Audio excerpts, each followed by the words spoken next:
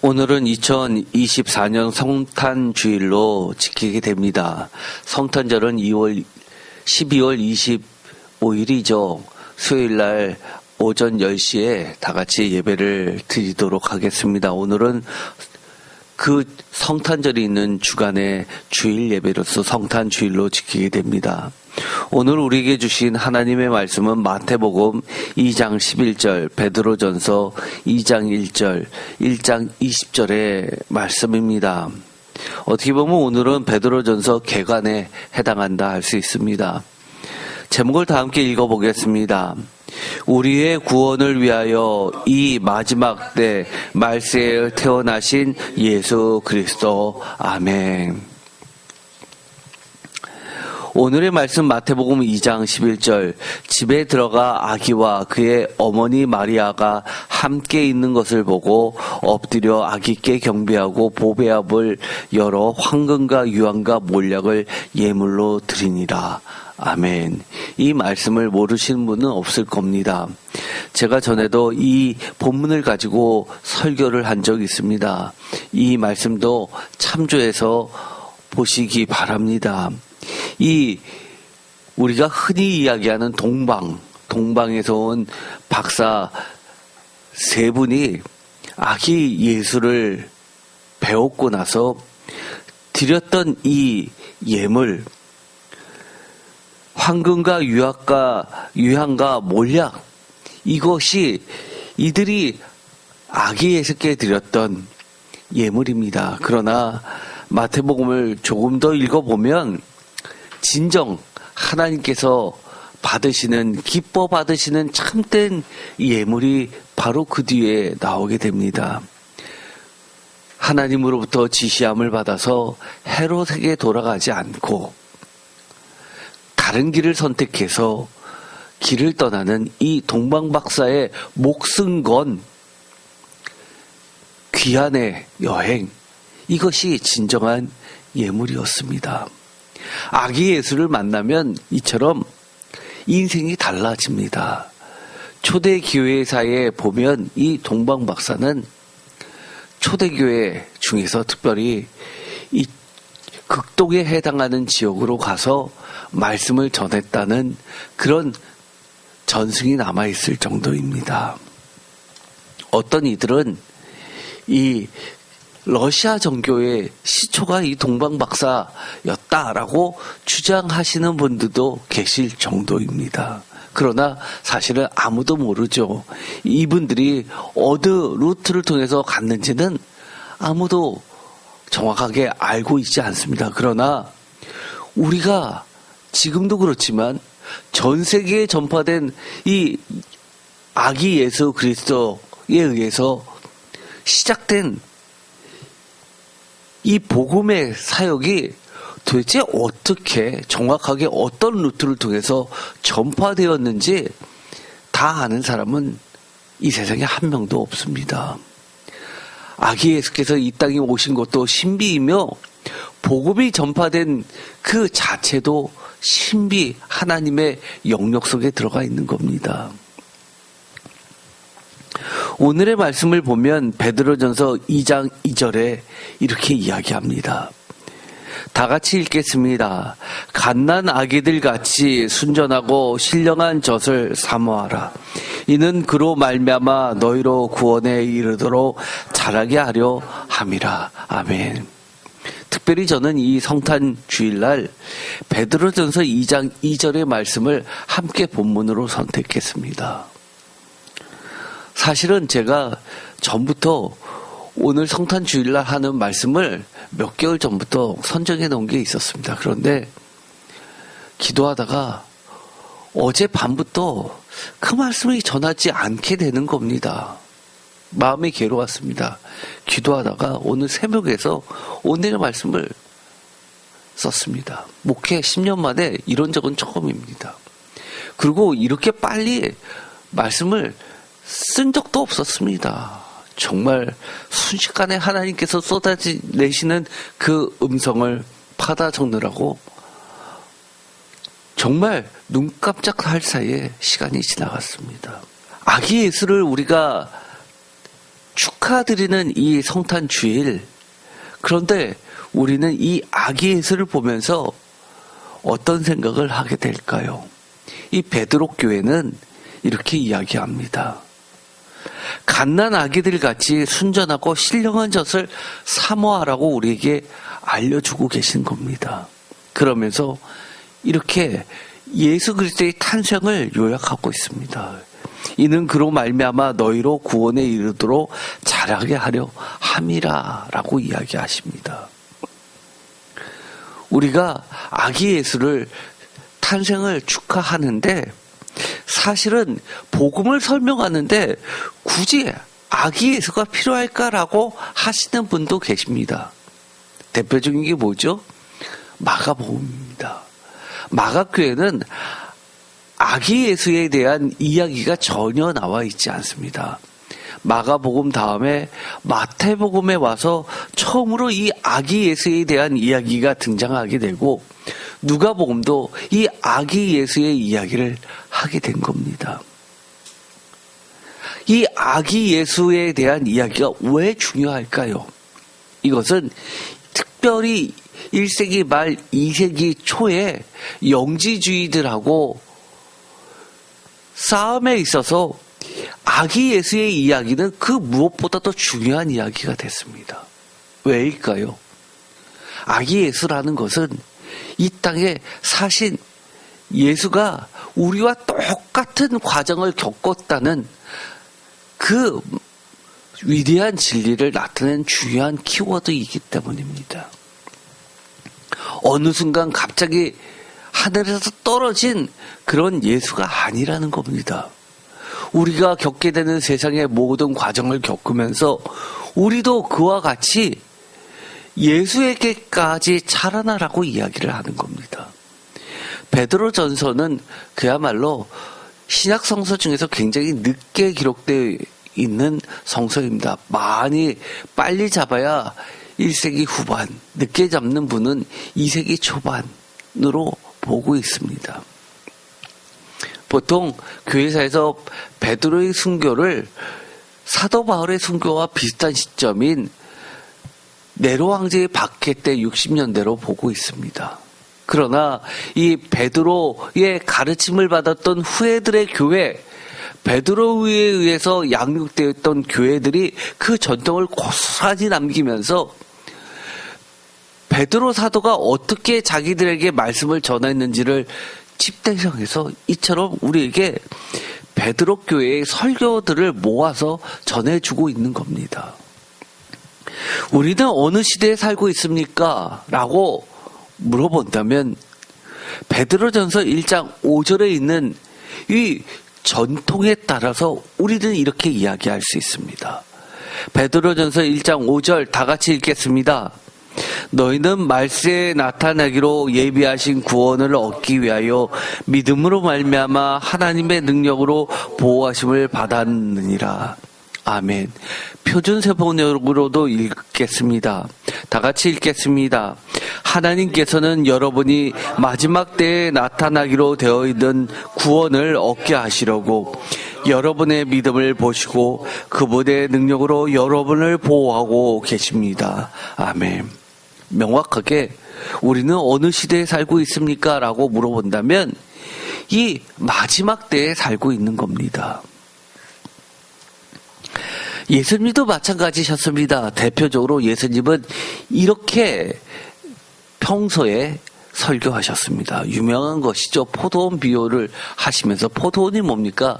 하나님 나라를 이야기합니다. 구약에선 포도원이라는 비유를 들을 때는 대표적으로 이스라엘 백성들, 하나님 나라를 상징하는 말로 쓰였습니다. 마태복음 20장 6절 제11시에 표준세번역은 오후 5시쯤이라고 이야기합니다. 해지기 바로 직전이죠. 제11시에도 나가보니 서 있는 사람들이 또 있는지라 이르되 너희는 어찌하여 종일토록 놀고 여기 서 있느냐. 7절 이르되 우리를 품꾼으로 쓰는 이가 없음이니이다. 이르되 너희도 포도원에 들어가라 하니라. 8절 저물매 포도원 주인이 청지기에 이르되 품꾼들을 불러 나중 온 자로부터 시작하여 먼저 온 자까지 삭슬 주라 하니, 이 이야기는 여러분이 아주 잘 알고 있는 이야기입니다. 다 같이 똑같은 돈을 지불하십니다. 그러자 여러 불평이 쏟아지죠. 주님이 하셨습니다.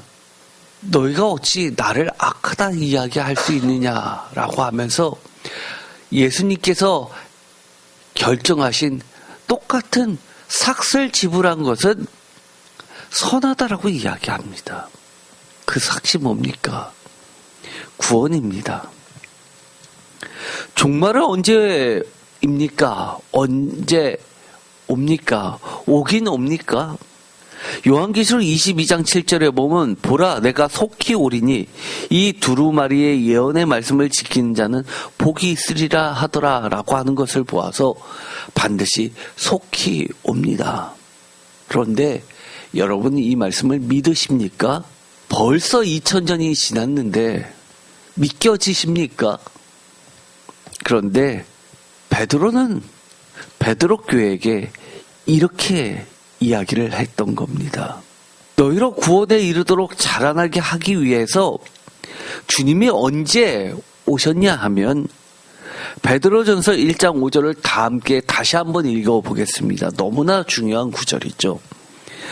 너희는 말세에 나타나기로 예비하신 구원을 얻기 위하여. 아멘. 언제요?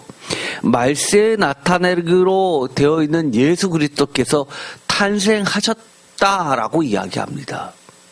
즉 베드로 사도는 뭐라고 이야기하냐면 예수님이 태어난과 동시에 말세는 시작되었다라고 이야기를 하는 겁니다. 이미 종말이라고 이야기합니다. 오늘 우리가 이해를 돕기 위하여 베드로전서 1장부터 2장 5절까지 다 함께 교독했습니다. 그런데 여기서 중요한 이야기를 하는 것이 여럿 나오는데 8절에 보면 제가 사실은 오늘의 설교 가운데는 본문으로 쓰지 않았지만 반드시 베드로전서를 설교할 때 해야 될 본문입니다. 저는 이 구절을 읽으면 마음이 울컥해집니다. 8절을 다 함께 읽어보겠습니다. 예수를 너희가 보지 못하였으나 사랑하는도다.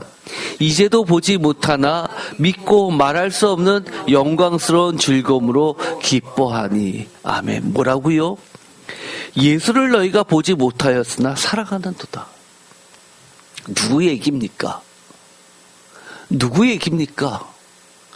베드로 교회에 사도 베드로가 했던 이야기입니까? 저는 이것을 이렇게 말할 수 있습니다. 아니요, 저의 얘기입니다. 예수를 보지 못했으나 사랑하는 자에게 하신 말씀입니다. 여러분 예수님을 보셨습니까? 보지 못했어도 사랑하십니까? 하나님을, 예수님을 사랑하면 제가 뭐라고 했죠? 하나님이 보입니다. 예수님이 보입니다. 제가 전에도 이야기했습니다. 성경책을, 성경 말씀을 본 자가 예수님을 보았다라고 저는 증언했습니다. 말씀이신 예수 그리스도께서 태어나셨기 때문입니다. 언제요? 말세예요. 주님은 이 포도원의 비유를 하면서 이렇게 말씀해 주고 계십니다.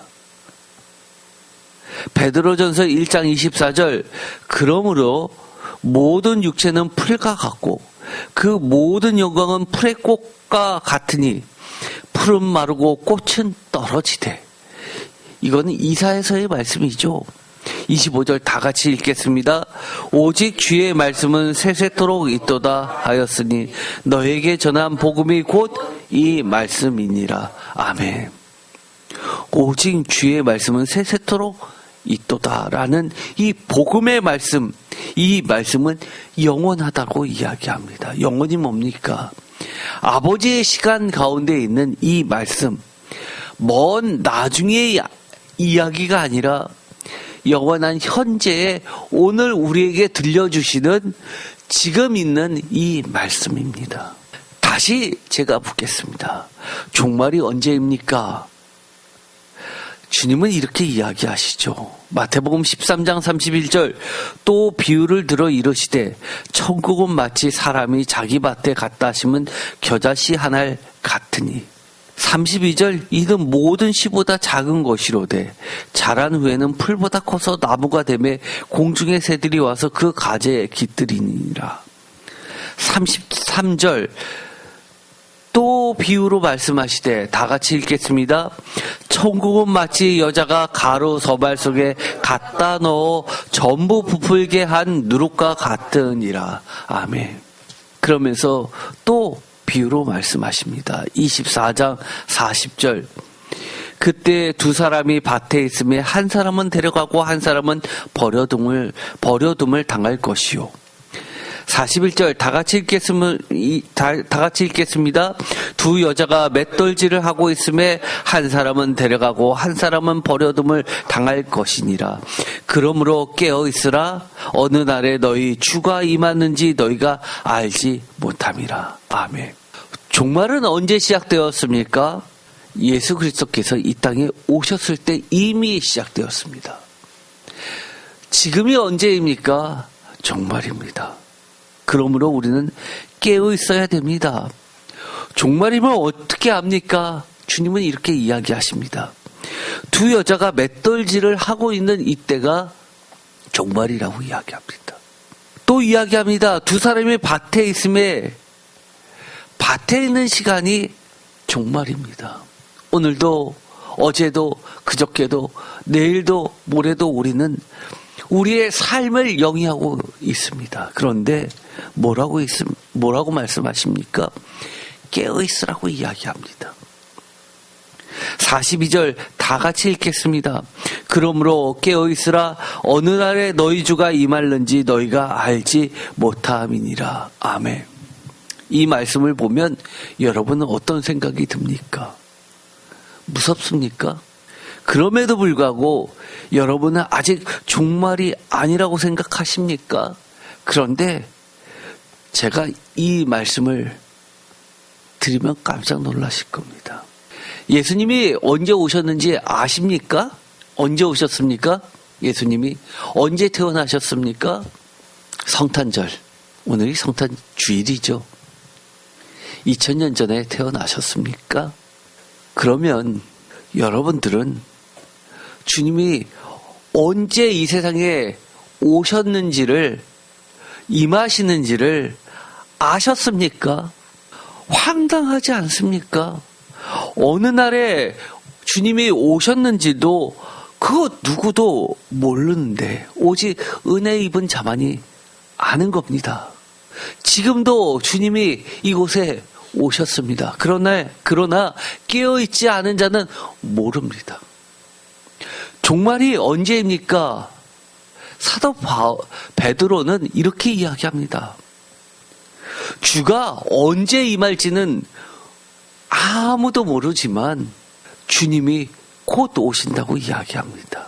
그러니 우리가 깨어 있어야 된다고 이야기합니다.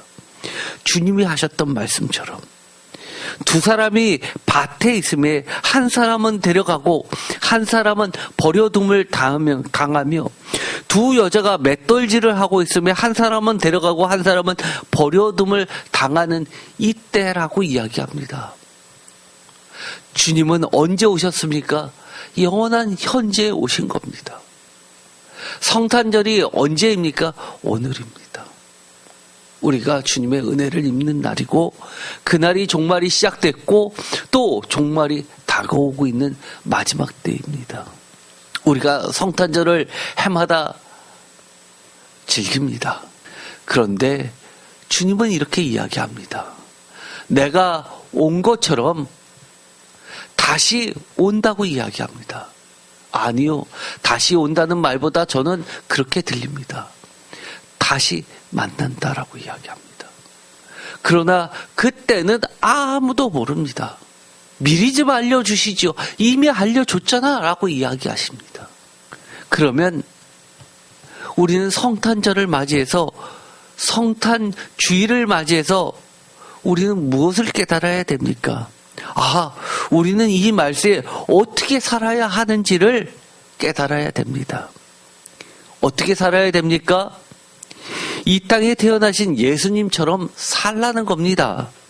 그러면 또 어리석게도 질문합니다. 이 땅에 태어나신 아기 예수님처럼 산다는 게 뭡니까? 라고 질문할 겁니다. 정말 하나님의 속은 터지실 것 같습니다. 예수님의 속은 터지실 것 같습니다. 그것도 질문이라고, 한이라고 화내실까봐 걱정입니다. 여러분들, 애기 보셨습니까? 갓난아기 보셨습니까?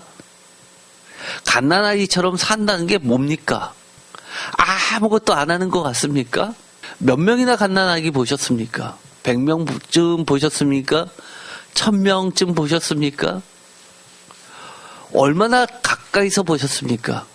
여러분의 품속에 누워있는, 잠자고 있는 아기를 보셨습니까? 안 보신 분 없잖아요. 아기는요, 신령한 젖을 먹듯이 그렇게 젖을 먹으면서 무럭무럭 큽니다. 혹시 갓난아기에게 엄마가 심부름 시키는 거 보신 적 있습니까? 야, 내가 좀 아픈데 너 약국에서 약 좀 사와라. 심부름 시키는 엄마 본 적 있습니까? 갓난아기는요, 잠만 자는 것 같은데요, 잘 자는 게 일입니다. 또 깨면 징징거리고 울어도 잘 우는 게 일입니다. 아기가요, 한 번도 울지 않으면 그 애기 어떻게 된 겁니까? 죽은 겁니다. 아기는요, 잘 쌉니다. 더러운 것, 악한 것, 부정한 것 우리 잘 싸서 버려야 됩니다. 그리고요, 아기는 이제 빠는 힘이 얼마나 센데요, 아픕니다. 쭉쭉 빱니다. 잘 빨아먹어야 됩니다. 우리 한번 돌이켜 생각해 봅시다.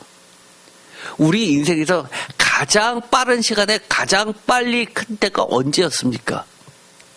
혈기왕성한 20대였습니까? 아니면 청소년기였습니까? 1년에 10cm, 15cm씩 자라는 중학생, 고등학생이었습니까? 아니요. 자기 몸집에 2배, 3배로 커지는 때가 갓난아기입니다. 제 말 틀립니까? 하나님은 여러분에게 다 살아있는 교재로 가르쳐 주셨습니다. 그런데도 질문하지 마세요. 아기 예수처럼 산다는 게 뭡니까? 라고 질문하지 마세요. 베드로전서 1장 3절 다 같이 읽겠습니다. 우리 주 예수 그리스도의 아버지 하나님을 찬송하리로다. 그의 많으신 긍휼대로 예수 그리스도를 죽은 자 가운데서 부활하게 하심으로 말미암아 우리를 거듭나게 하사 산 소망이 있게 하시며 썩지 아니하고 더럽지 않고 쇠하지 아니하는 유업을 있게 하시나니 곧 너희를 위하여 하늘에 간직하신 것이라. 아멘. 아기 예수처럼 산다는 게 이런 겁니다. 예수 그리스도의 산 소망으로 사는 겁니다. 산 소망이 뭐라고 말씀을 드렸죠? 살아있는 소망, 살아나게 하는 소망, 거듭나게 하는 소망, 썩지 아니하게 할 소망, 더럽지 않은 소망, 쇠하지 않는 소망, 하늘의 유산을 바라보는 소망입니다. 그런 소망으로 사십시오. 여러분의 소망은 무엇입니까? 여러분의 꿈은 무엇입니까? 여러분의 소망과 여러분이 오늘 아침에도 눈 뜨면서 제일 먼저 떠오른 게 이런 겁니까? 그렇지 않다면 여러분은 죽은 아기입니다. 눈 뜨자마자 제일 먼저 머릿속을 스쳐가는 것, 바라고 간절히 사모하는 것이 산 소망이길 간절히 축원드립니다. 두 번째, 아기 예수처럼 산다는 게 뭡니까? 베드로전서 1장 5절 다 다 같이 읽겠습니다. 너희는 말세에 나타나기로 예비하신 구원을 얻기 위하여 믿음으로 말미암아 하나님의 능력으로 보호하심을 받았느니라. 아멘. 뭐라고요? 믿음으로 말미암아 하나님의 능력으로 보호하심을 받았느니라. 아기 예수는 하나님의 능력으로 신령한 젖을 받으면서 사셨습니다. 내 힘과 내 능력과 내 지혜와 내 실력과 내 자랑과 내 만족으로 이 땅에 무엇인가 남겨둘 소망을 두고 사는 것이 아니라는 겁니다. 열심히 일해서 이 땅에 남겨둘 소망이 아니라 믿음으로 하나님의 능력으로 보호하심을 받는 이 땅의 예수님과 같은 삶으로 하나님의 나라가 이 땅에 심겨질 그 사명을 가지고 사는 것이 아기 예수처럼 사는 겁니다. 세 번째, 아기 예수처럼 산다는 게 뭘까요? 베드로전서 1장 6절 다 같이 읽겠습니다. 그러므로 너희가 이제 여러 가지 시험으로 말미암아 잠깐 근심하게 되지 않을 수 없으나 오히려 크게 기뻐하는도다. 표준세 번역은 잠시 동안 지금 여러 가지 시련을 겪으면서도 어쩔 수 없이 슬픔에 빠져 있다고 이야기합니다. 그럼에도 불구하고 기뻐하라고 합니다. 아기 예수처럼 산다는 것은 잠시 동안 어쩔 수 없이 여러 가지 시련을 겪거나 오히려 크게 기뻐하는 예수로 인하여 복음으로 인하여 기뻐하는 삶으로 사는 겁니다. 네 번째, 베드로전서 1장 7절을 너희 믿음의 확실함은 불로 연단하여도 없어질 금보다 더 귀하여 예수 그리스도께서 나타나실 때에 칭찬과 영광과 존귀를 얻게 할 것이니라. 8절 예수를 너희가 보지 못하였으나 사랑하는도다. 이제도 보지 못하나 믿고 말할 수 없는 영광스러운 즐거움으로 기뻐하니. 표준세번역으로 8절을 읽어보면 이렇습니다. 여러분은 그리스도를 본 일이 없으면서도 사랑하며 지금 그를 볼 수 없으면서도 믿으며 말로 다 표현할 수 없는 영광과 즐거움을 바라보면서 기뻐하고 있습니다. 뭐라고요? 다시 한번 읽어볼까요? 표준세번역으로 읽어보면 정말 가슴이 쿵탕쿵탕 뜁니다. 다 같이 읽겠습니다. 여러분은 그리스도를 본 일이 없으면서도 사랑하며 지금 그를 볼 수 없으면서도 믿으며 말로 다 표현할 수 없는 영광과 즐거움을 바라보면서 기뻐하고 있습니다. 아멘. 이렇게 사는 것이 아기 예수처럼 사는 겁니다. 하나님이 기뻐하실 것을 생각하면서 자기 앞에 성장과 함께 놓여진 십자가를 생각하면 그것은 너무나 견디기 힘든 것이지만 확실한 믿음을 가지면서도 그렇게 기뻐하면서 사는 겁니다. 보지 못해도 그리고 보지 못해도 확실한 믿음으로 말할 수 없이 기뻐하면서 사는 겁니다. 혹시 여러분 어제 오늘 그 누구에도 말할 수 없는 답답함과 갑갑함과 슬픔으로 탄식으로 보내시다 지금 예배 드리시는 분 계십니까? 하나님의 보호하신가 인도하신가 위로와 은혜가 그 누구보다도 그 어느 때보다도 가득하시기를 축원드립니다. 우리가 때로는요 보지 못해도 볼 수 없어도 믿음으로 확실한 믿음으로 말할 수 없이 기뻐할 수 있습니다. 이것이 경험되는 것이 신앙입니다. 신앙의 맛이고요. 어떤 분들은 목사님은 어떻게 사시냐 궁금해 하시는 분이 계십니다. 그럼 제가 이런 이야기를 많이 합니다. 저처럼 그렇게 똑같이 살라고 하면 여러분은 못 삽니다. 제가 그것만큼은 확실하죠. 저 같은 삶 살라고 하면 못 삽니다. 힘들어서. 엊그저께도 다른 목사님이 오셔서 안부를 묻는데 저희 아내가 그렇게 이야기합니다. 잘 지내세요 사모님. 그러니까 수월의 문턱에서 뼈가 마디마디 끊어져서 널려져 있다고. 수월의 입구에서 산다고. 그래도 하나님 때문에 산다고. 하나님의 은혜 때문에 은혜로 산다고 이야기했습니다. 성령님의 은혜로 사는 겁니다. 베드로전서 1장 9절 믿음의 결국이라는 것은 표준세 번역은 결과라고 번역합니다. 믿음의 결국 곧 영혼의 구원을 받음이라.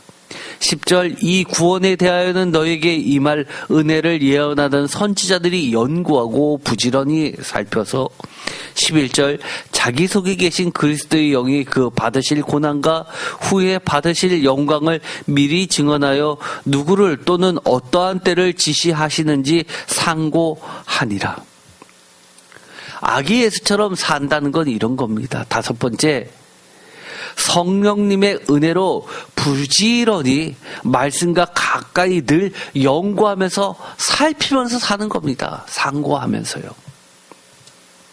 많은 사람들이 착각합니다. 선지자들은 하나님의 능력이 임해서 갑자기 정말 무엇인가를 토해내듯이 하나님이 전하신 그 말씀을 본 환상을 그대로 막 쏟아내는 것이 선지자라고 생각하는 경우가 많이 있습니다. 그런 경우도 있죠. 그러면서 어떤 분은 그렇게 이야기합니다. 목사님은 열심히 공부해서 책 보면서 하니까 예언자가 아니라고 이야기합니다. 정말 몰라도 한참 모르는 이야기입니다. 하나님의 은혜를, 말씀의 맛을 모르는 사람들이 하는 소리입니다. 사도 바울은요, 감옥에 갇혀서 그렇게 부탁합니다. 두루마리 책을 좀 갖고 와다오. 왜냐하면 사도 바울이 편지를 쓸 때요 보면은요, 이 두루마리 책, 즉 70인 성경을 가지고 옆에 두고 그리고 나서 그걸 보면서 편지를 썼습니다. 성경 구절을 인용하면서 연구하면서요. 기도하면서 성령님께 물으면서 부지런히 살폈습니다. 10절 선지자들이 연구하고 부지런히 살펴서 여러분 하루하루를요 신령한 젖을 사모하는 그 심정으로 하나님의 말씀을 연구하고 부지런히 살피면서 사는 것이 아기 예수처럼 사는 겁니다. 열심히 상고하는 겁니다. 상고가 뭡니까? 상고가 뭡니까? 한마디로 깊게 파는 겁니다. 주일날 말씀을 들었습니다. 저희가 시편을 오래전 것을 다시 원고를 올리고 있습니다. 그런데 그것을 하다가 제가 했었던 설교가 나왔습니다. 저희가 교회를 개척하면서 제가 혼자서 모든 것을 해야 되다 보니까 시스템은 다 갖춰놨습니다. 혼자서 할 수 있는 시스템을요. 그리고 저는 컴맹이었기 때문에 뭐 이게 동영상을 만들고 어떻게 PPT 만드는 것도 잘 할 줄 몰랐기 때문에 일단은 시스템은 갖춰놓고 다 녹화는 떠났습니다. 제가 교회를 개척할 것을 생각하고 나서 파트타임 전도사로 가능하면 너무 크지 않은 교회, 너무 작지는 않지만 그래도 가능하면 작은 교회로 파트타임 전도사 사역을 나갔습니다. 그러면서 제가 개척을 했을 때 어떻게 교회 시스템을 해야 되는지를 보고 싶어서 열심히 살폈습니다. 어느 교회를 가더라도요. 도와줘야 되는 사람이 꼭 필요했던 겁니다. 심지어 목사님이 설교를 할 때 PPT를 넘겨주고 만들어주고 끝나면 설교를 녹화한 것을 편집하고 이런 도와주는 사람들이 굉장히 많아야 됐던 겁니다. 그래서 제가 기도하는 중에 개척할 때는 저 혼자서 그 모든 것을 해야 되는 것을 염두에 두면서 기도하면서 설계 부탁을 하고 그렇게 시스템을 만들었습니다. 녹화는 다 해놨습니다. 저희 교회 인테리어 중에서 가장 많은 비중을 차지했던 지출 항목이 바로 이 시스템이었습니다. 그런데요, 제가 쓰러지고 나서 수술을 받고 살아나서 퇴원하고 나서 저장되어 있었던 그 자료들을 다 꺼내서 다시 편집을 하기 시작했습니다. 그러면서 시편 설교를 하면서 그렇게 했었던 얘기가 나왔습니다.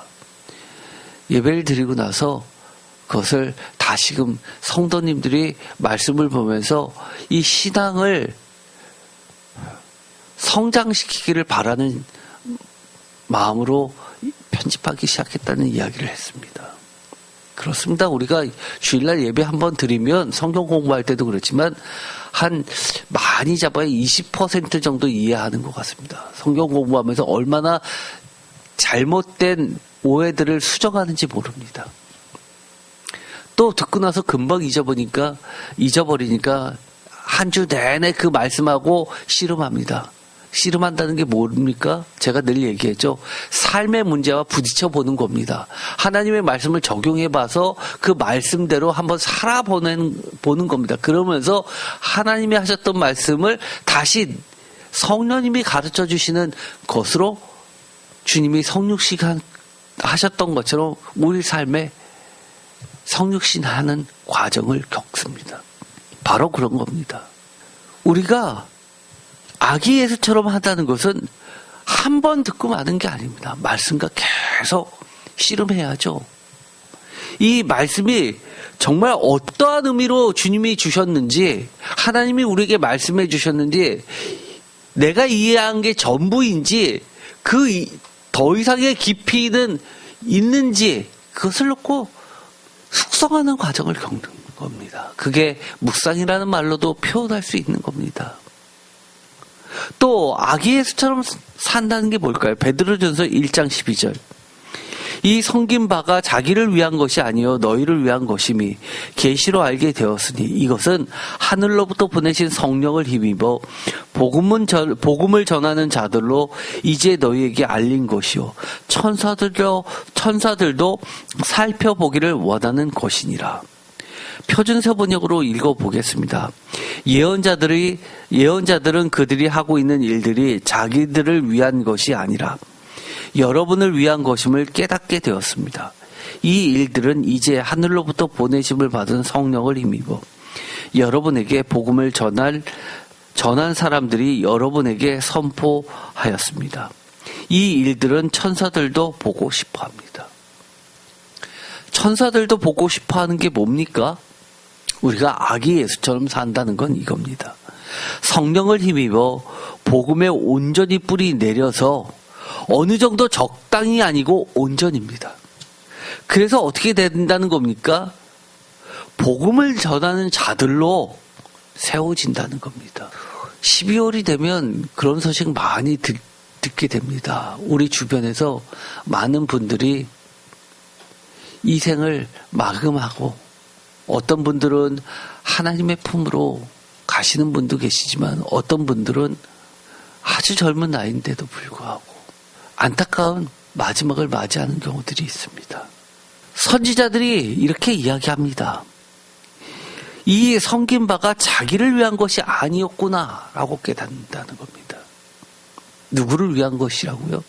이것은 하늘로부터 보내신 성령을 힘입어 누구를 위해서요? 여러분을 위한 것임을 깨닫게 됐다는 겁니다. 누구를 위해서요? 나를 위해서인 것을. 마찬가지로 우리가 복음을 이제 받아들이게 된 것은 누구를 위한 것임을 우리도 깨달으라는 겁니까? 우리로 인하여 복음을 전하게 되는, 전해받게 되는 사람들을 위해서라는 겁니다. 그런데 이것을 뭐라고 이야기 아닙니까? 이 일들을 천사들도 보고 싶어 한다고 합니다. 한번 보여주세요. 한번 보여주세요. 뭐를요? 천사들이 그렇게 보고 싶어 한다는 거, 그거 소원 못 들어줍니까? 예수님께서 그렇게 원하시는 거 한번 해보세요. 우리 주변에 다 크리스찬만 있습니까? 아니잖아요. 한번 해보세요. 우리 흔히 하는 얘기 있습니다. 죽은 사람의 소원도 들어준다는데 살아있는 사람 소원 하나 못 들어주겠냐고. 영원히 살아계신 하나님, 영원히 살아계신 예수님 소원이래잖아요. 그 소원 한번 우리 풀어드립시다. 어떻게 보면 아기 예수가 태어나셨습니다. 아기 울음소리가 들려옵니다. 응행 뭡니까? 젖달라는 얘기입니다. 응행 안아줘라는 이야기입니다. 응행 어떻게 들리십니까? 혹시 지금 응행 하는 아기 예수의 울음소리가 여러분에게 이렇게 들리신 분은 은혜 받으신 분입니다. 이 복음을 아직 이 복음을 듣지 못한 이에게 전해주렴이라고 들으신다면 정말 오늘의 말씀 이해하신 분입니다. 아기 예수가 태어나셨습니다. 응행하고 우십니다. 그 소리 들리십니까? 어떤 소리로 들으십니까? 시끄러운 소리로 들리십니까? 아니면 이 복음 전해줘라는 소원으로 들리십니까? 아기 예수처럼 산다는 게 뭡니까? 베드로전서 1장 7절. 너희 믿음의 확실함은 불로 연단하여도 없어질 금보다 더 귀하여 예수 그리스도께서 나타나실 때 칭찬과 영광과 존귀를 얻게 할 것이니라. 표준서 번역은 이렇게 이야기합니다. 그것은 예수 그리스도께서 나타나실 때 여러분이 칭찬과 영광과 명예를 차지하게 하려는 것입니다. 그 어떤 것보다도 예수 그리스도께서 나타나실 때 있을 칭찬과 영광과 존귀와 명예를 바라보며 사는 것, 이것이 아기 예수처럼 사는 겁니다. 예수님은 어떻게 아기 때 사셨을까요? 다시 아버지 하나님의 품속으로 들어가실 때 하나님 아버지의 칭찬과 영광과 존귀와 명예를 바라보면서 그렇게 사시지 않으셨을까요? 주님이 또 응행하고 오십니다. 어떤 소리로 들리십니까?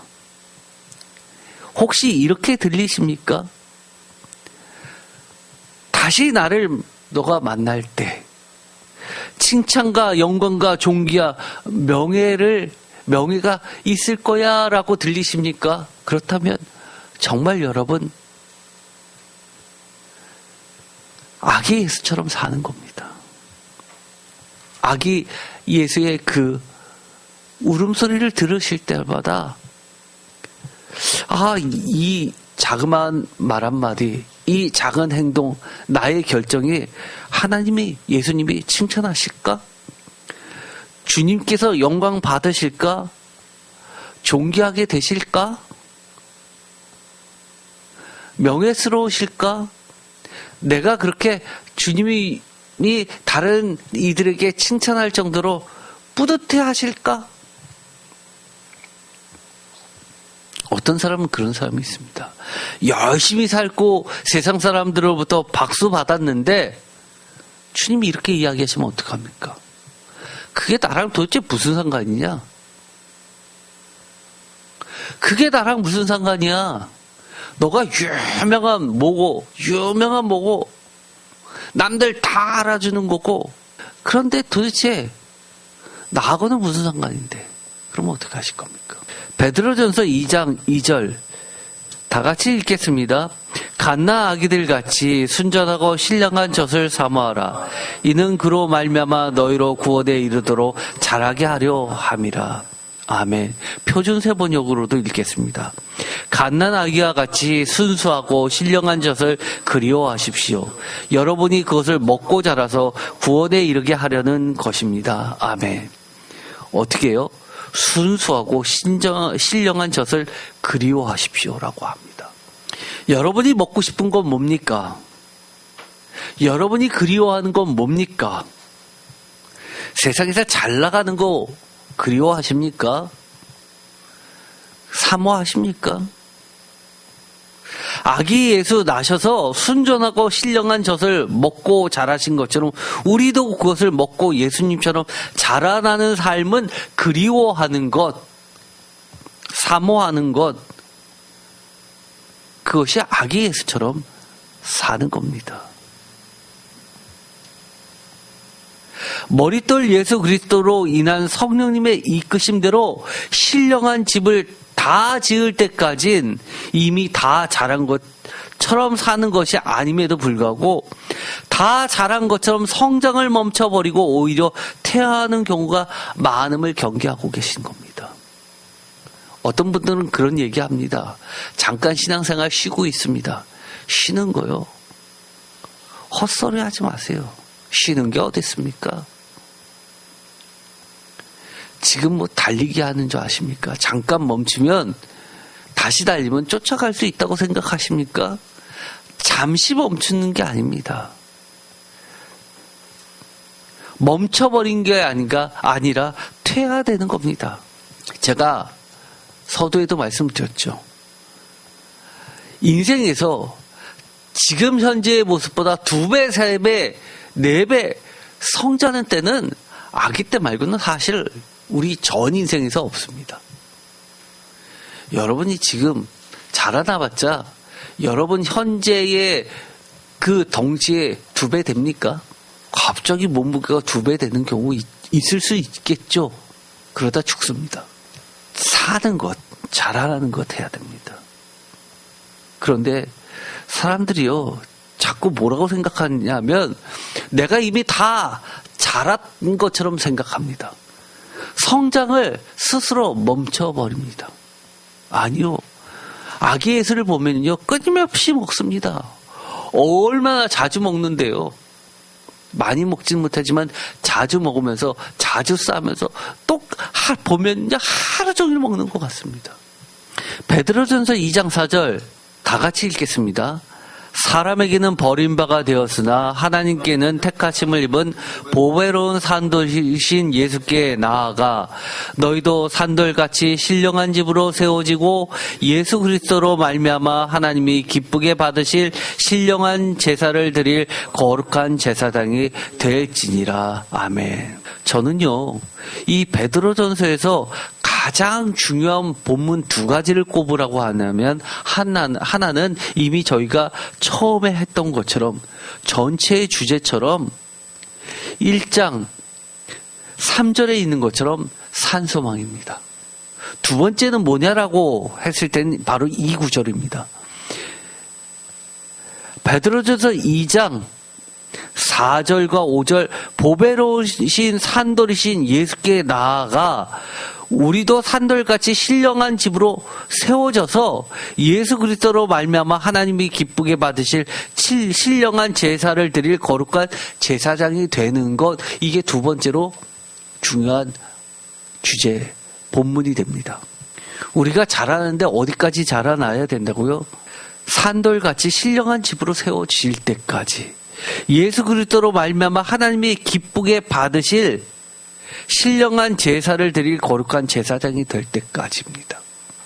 내가 예배 드린다고 하나님이 다 기쁘게 받으실까요? 예배를요? 그렇지 않죠. 또 내가 드리는 예배가 하나님께서 기쁘게 받아주신다면 얼마나 감사합니까? 그런데 여기서는 이렇게 이야기합니다. 그것까지가 아니라고 이야기합니다. 어떻게 해요? 제사장이 돼서 다른 사람의 예배도 하나님이 기쁘게 받으시도록 그렇게 만드는 자가 되라는 겁니다. 어떻게 해요? 예수 그리스도로 말미암아입니다. 아기 예수처럼 산다는 건 여기까지 나아가는 겁니다. 예수께 계속 나아가 기뻐 받으시는 거룩한 제사장들이 되는 삶. 그런데요, 제가 목회자가 되고 나서 보니까요, 이 소망을 품지 않은 사람들이 대부분인 듯합니다. 신앙생활을 하는데요, 자신이 목회자처럼 돼야겠다라고 생각하는 사람은 별로 없습니다. 저는요, 평신도일 때요, 단 한 번도 제가 목회자가 되리라고는 꿈도 안 꿨습니다. 그리고요, 신앙생활 할 때도요, 평신도지만 최소한 평신도가 목회자의 수준까지는 가야지. 목회자는 안 되더라도 목회자의 수준까지는 가야지 목회자에게 있어서 앞길 막는 그런 거치는 돌은 되지 않겠지라고 생각을 했습니다. 그런데 막상 제가 목회자가 됐습니다. 어떤 분들은요, 목회자 앞에서 걸림돌 되는 사람들이 얼마나 많은데요. 사사건건 거치는 돌 되는 사람이 얼마나 많은데요. 그런 거 하지 마세요. 제가 제 자신이 목회자니까 지금도 잘 안 믿겨집니다. 근데 그런데도 불구하고 참 감사합니다. 제가 이게 하나님께서 은혜 주셨으니까 제가 목회자의 길로 들어섰고 또 지금 목회도 하고 있지만, 제가 이 인생 마지막에 목회자가 안 됐다면 제가 과연 뭐가 됐을까?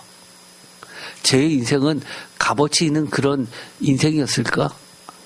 하나님 앞에 갈 때 부끄러웠을 것 같습니다. 목회자가 되는 순간 제가 원치 않았는데도 버려야 되는 부분이 너무 많이 생겼습니다. 지금도 어쩔 수 없이 버려지는 게 많습니다.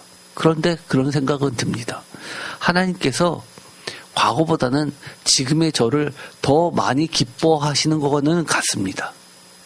왜냐하면 하나님의 교통하심을 많이 느끼거든요. 확실하게 옛날보다는 정말 하나님이 가까이 계시다는 걸 많이 느낍니다. 많이 응답해 주십니다. 많이 대화해 주십니다. 얼마나 감사한지 모릅니다. 예수께 계속 나아가 기뻐 받으시는 거룩한 제사장들이 되는 삶, 저는 이렇게 이야기하고 싶습니다. 그거 힘들기만 한 거 아니에요. 기쁜 겁니다. 여러분도 그렇게 되세요. 목사가 다 되라는 얘기 아닙니다. 최소한 하나님이 기뻐 받으시는 제사장들은 되십시오. 제가 성도님들 보면은 그런 분들이 계십니다. 저분은 목회자가 될 수 있는 조건이 안 됩니다. 그런데도 불구하고 하나님께 서원하는 것을 보게 됩니다. 헌신하는 것을 서원하시는 분을 보게 됩니다. 그런데 그분의 모습을 보면요, 하나님이 이미 받으셨구나라고 제가 느껴지는 분이 계십니다. 그런 삶 사세요. 마지막으로 제가 부탁드리고 싶은 말씀이 있습니다. 이것이 오늘 성탄주의를 맞이해서 베드로전서 개관을 하면서 마지막에 일부러 두었던, 그러면 이것을 놓치면 안 됩니다. 사실은요, 아기 예수처럼 사는 삶이 쉬운 삶 아닙니다. 제가 아주 쉽게 얘기해서 그렇지 쉬운 삶 아닙니다. 그런데 이게 꼭 필요합니다. 베드로전서 2장 4절 다 같이 읽겠습니다. 사람에게는 버림바가 되었으나 하나님께는 택하심을 입은 보배로운 산돌이신 예수께 나아가. 오늘 대표 기도 하실 때 그 기도 내용 중에서 제가 이 얘기 들었을 때 너무너무 은혜 받았습니다. 사람에게 버림바 될지언정 하나님께는 버림받지 말고 하나님께 택함을 받아서 하나님이 세우시는 예수 그리스도의 산돌 기초서 머릿돌 위에 세워지는 거룩한 집 되게 해달라고 기도하는 그 기도 내용 듣고 저는 뭉클했습니다. 얼마나 감사했는지요. 사람에게 버림받는 거 너무 속상해하지 마세요. 두려워하지 마세요. 하나님께 버림받는 것을 두려워하십시오. 하나님께 택하심을 받는 걸 그 무엇보다도 기뻐하십시오. 사람들한테 인정받는 거 좋아하지 마세요. 사람들한테 인정받으면서 하나님께도 인정받게 되면 그거는 좋아할 일이지만 사람들한테는 수많은 인정받으면서도 하나님께서 버림받으면 그건 아무짝에도 쓸모없는 겁니다. 사람들이 그렇다라고 칭찬해 준다고 교회에서 칭찬 못 받는다고 뛰쳐나가지 마세요. 너무 안타깝습니다. 왜냐하면 베드로전서에 그 유명한 말씀이 있습니다. 어떤 분은요, 베드로전서 하면 다른 거 다 기억 못하고 이것만 기억하시는 분 계세요. 베드로전서 5장 8절 다 같이 읽겠습니다. 근신하라 깨어라 너희 대적마귀가 우는 사자같이 두루다니며 삼킨 자를 찾나니. 이 구절 하나만 기억하시는 분은 굉장히 많습니다. 베드로전서 하면요. 왜냐하면 거짓인 사탄, 저는 그렇게 정의를 합니다. 사탄이 뭐냐 할 때 거짓입니다. 예수님이 뭐냐 진리이십니다. 거짓인 우는 사자같이 삼킬자를 두루 찾아다니는 사탄이 반드시 있는데 사탄이 우리를 그냥 놔두지 않습니다. 어떻게든 쫓아다닙니다. 그 사탄을 보면요. 담대히 대적하는 삶을 살아야지만 우리가 아기 예수처럼 살게 됩니다. 삼켜지지 마세요. 베드로전서 2장 1절 그러므로 모든 악독과 모든 기만과 외식과 시기와 모든 비방하는 말을 버리고 이 구절을 잘못 이해하면요. 기독교를 마치 유대교나 아니면 무슨 유교처럼 이해하시는 분들 계십니다. 입 조심하고요. 선한 말만 하고요. 좋은 말만 하고요. 사람 기분 건드리는 말 하지 말고요. 비방하는 말 하지 말고요. 여기가 무슨 유교입니까? 아니요. 그런 거 아닙니다. 심판의 말 해야 될 때는 해야 되는 겁니다. 선지자, 파수꾼의 역할 해야 될 때는 해야 되는 겁니다. 그런데요. 모든 비방하는 말이 하나님이 아니야라고 하는데 칭찬하는 거, 반대의 이야기도 되는 겁니다. 하나님이 칭찬하는데 하나님이 칭찬하는 것을 비방하는 겁니다. 예를 들어서 대표적으로 성령을 거스리는 것들입니다. 모든 기만, 이것이 바로 악이고 거짓이고 사탄입니다. 그런 것들을 보면은요, 아기 예수가 배설물들을 자주 싸는 것처럼 다 버리십시오. 그러면서 우리는 어떻게 해야 되냐? 베드로전서 5장 8절처럼 근신하라. 깨어라. 너희 대적 마귀가 우는 사자같이 두루다니며 삼킬 자를 찾나니 9절 너희는 믿음을 굳건하게 하여 다 같이 읽겠습니다. 그를 대적하라. 싸워야 됩니다. 이는 세상에 있는 너희 형제들도 동일한 고난을 당하는 줄을 알미라. 모든 은혜의 하나님 곧 그리스도 안에서 너희를 부르사 자기의 영원한 영광에 들어가게 하신 이가 다 같이 읽겠습니다. 잠깐 고난을 당한 너희를 친히 온전하게 하시며 굳건하게 하시며 강하게 하시며 털을 견고하게 하시리라. 아멘. 어떻게 해요? 잠깐 고난을 받으면 친히 온전하게 하시며 굳건하게 하시며 강하게 하시며 털을 견고하게 하시며 같은 얘기를 이렇게 많이 하는 겁니다. 강조를 또 하시는 겁니다. 정신을 차리고 깨어서 사는 겁니다. 너무 힘들다고 머리를 좀 쉼을 얻고 돌려야 된다고 TV 찾으시는 분 계십니다. 그런 거 하지 마세요. 머리가 복잡하면요. TV 다 끄고 뭐하라고 제가 늘 강조했죠. 기도하는 겁니다. 말씀 틀어놓고 말씀 듣는 겁니다. 가만히 있으면 생각만 하면 눈물이 나십니까? 그럼요. 다른 거 하지 마세요. 성경 말씀 틀어놓고요. 그 말씀 귀에 들리는 순간 아멘 아멘 하면서 그 말씀 붙잡고 기도하십시오. 저는 그래요. 요즘에 옛날보다 신앙생활을 하기에 좋은 도구들이 굉장히 그것도 무료로 많이 생겼습니다. 제가 처음에 신학교 갈 때 그때 활용할 수 있는 자료들은 비싼 돈을 줘야지만 얻게 되는 자료들이 많았는데 이제는 예수님 믿고 성장하는데 돈 안 듭니다. 핑계 대지 마세요. 우리가 예수님처럼 아기 예수처럼 안 살기 때문입니다. 심지어 이렇게 이야기합니다. 근신하라라는 것을요. 깨어있으라라는 것을요. 베드로전서 1장 13절에 너희 마음의 허리를 동이고 근신하여라는 말을 표준세 번역은 정말 실감나게 번역을 합니다. 다 같이 읽어볼까요? 그러므로 여러분은 마음을 굳게 먹고 정신을 차려서 우리 정신 차립시다. 마음 굳게 먹읍시다. 솔직히 여러분들 힘들 때 기도해야지 말씀 봐야지 마음 안 먹어본 사람 있습니까? 단 한 명도 없을 겁니다. 숱하게 마음 먹었을 겁니다. 그런데 굳게 마음 정해서요. 정신 차립시다. 멍렁하게 살지 말고요. 깨어 있읍시다. 오늘 성탄주의를 맞이했습니다. 정말 여태까지 저는요. 성탄주의를 미리미리 준비하면서 이런 말씀 전하게 되리라고는 상상도 못했습니다. 그런데요. 준비했었던 그 말씀을 계속 보고 반복해서 다시금 이제 제가 설교 원고를 고치는데 하나님께서 주신 생각은 그겁니다. 아까도 나왔죠. 주님이 언제 오셨는지 아는 사람 아무도 없었습니다. 황당하게 오셨습니다. 그런데 은혜를 입은 사람들은 알았습니다. 성탄주의를 2000년이라는 시간이 지나서 또 우리가 지키는 이유가 있습니다. 뭐 위인전 읽듯이 우리가 대단한 분이니까 다시 한번 기념하기 위해서 하는 시간이 성탄주일이라고 아니에요. 그런 거 아니에요. 지금 우리에게 말씀해 주시는 겁니다. 영원한 현재로. 이미 종말은 시작됐고 예수님이 오셨던 것처럼 주님 다시 만날 날이 갑자기 임한다는 겁니다. 그러니 우리 깨어있으라는 겁니다.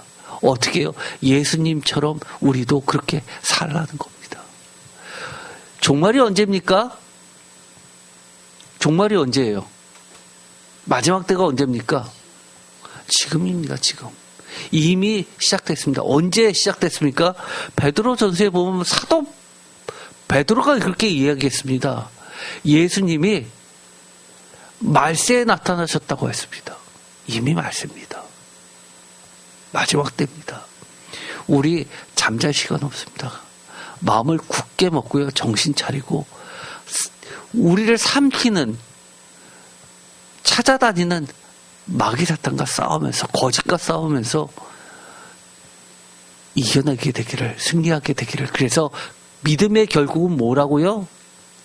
우리가 왜 믿음 가지는 겁니까? 성령님께서 왜 우리 믿음을 굳게 하시는 겁니까? 믿음의 결국, 결과라고 그랬죠? 믿음의 결국이 뭡니까?